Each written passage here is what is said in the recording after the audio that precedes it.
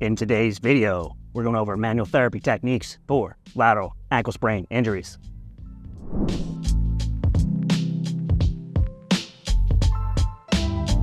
So largely, manual therapy techniques are usually good for a short-term outcome, usually for pain or range of motion. However, a study by Cleland et al. Looking at lateral ankle sprains utilized manual therapy techniques plus exercise versus exercise alone.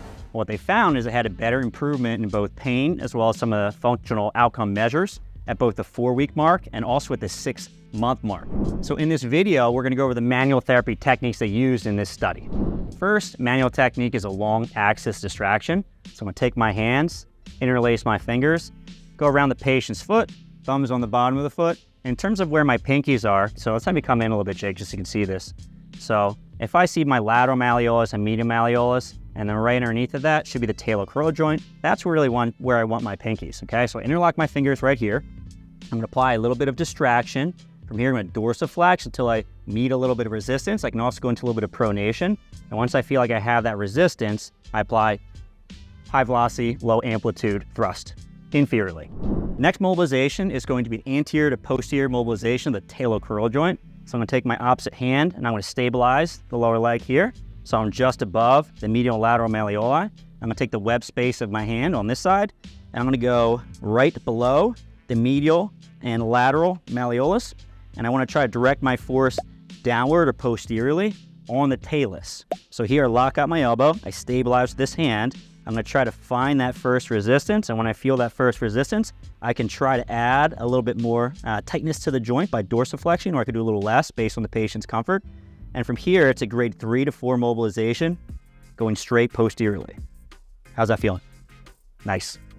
The next mobilization is also for the talo-curl joint. I'm gonna use my belt for this one. So the belt is gonna go around my hips, gonna go around the lower part of the leg. The reason why we have this belt here is that I'm trying to apply a posterior force to the talus and an anterior force to the tib and fib, because those are the natural joint arthrokinematics. So you have your patient in half kneeling right here, foot is planted down. Same idea, web space of the hand is gonna go on the talus as best you can. I'm gonna block this so it doesn't move. And from here, you instruct the patient to dorsiflex, bring that knee towards me, keep the heel down. I'm gonna maintain my force with this arm here into the talus, and I'm trying to pull with the belt. The idea is that as you dorsiflex, I'm sitting down a bit because I'm trying to follow the plane of the joint, okay? So as the knee comes forward more and more, you see my hips are going to get a little bit lower as I go. Next is a lateral glide. I'm gonna take my hand, grasp the lower leg. My thumb is right next to the medial malleolus. Let's have you come in a little bit here, Jake, just so you can see. So right here, I'm gonna take my right side hand, opposite hand. I'm gonna try to go right inferior to the medial malleolus. I'm trying to get on the talus if I can. And from here, I'm just gonna impart a lateral glide. If I wanna try to target the subtalar joint, all I do is drop down to the calcaneus, so the heel bone right here. I do the same exact glide, just a little bit lower. Proximal tib-fib mobilization. I'm gonna take my first MCP of my hand right here in the popliteal fossa behind the patient's knee. I'm gonna pull laterally until I feel a little resistance. I should feel that first MCP on the fibular head right through here. Pull laterally until you feel a little resistance. And then from here, you're going to externally rotate the patient's foot. Make sure you don't hurt them, right? They just had a fresh ankle sprain injury. So I'm gonna go into end range, external rotation, maintain my lateral pressure. From here, I'm gonna go to end range, flexion of the knee till you feel some resistance, and then high velocity, low amplitude at end range. Distal Tibfib mobilization. I'm gonna take my left side hand, and the idea is you wanna stabilize the tibia, so on the inside of the ankle by the medial malleolus. From here, I'm gonna take my right side hand, and I'm gonna take my thenar eminence, and I'm basically trying to get right on the lateral malleoli.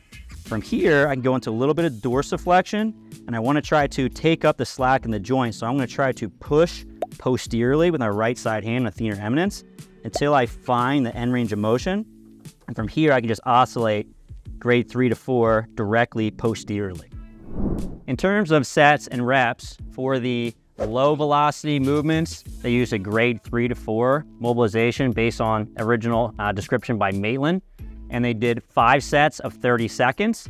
For the high velocity, low amplitude manipulations, grade 5, they just performed that once. In terms of how often, they did this twice a week. They did it for 4 weeks for a total of 8 sessions. So you got the manual therapies, Just keep in mind in this study, they actually included a bunch of exercises. You need to know how to perform exercise in your lateral ankle sprain patients. So I have a video for you in the corner. Go click on that and get some good exercises.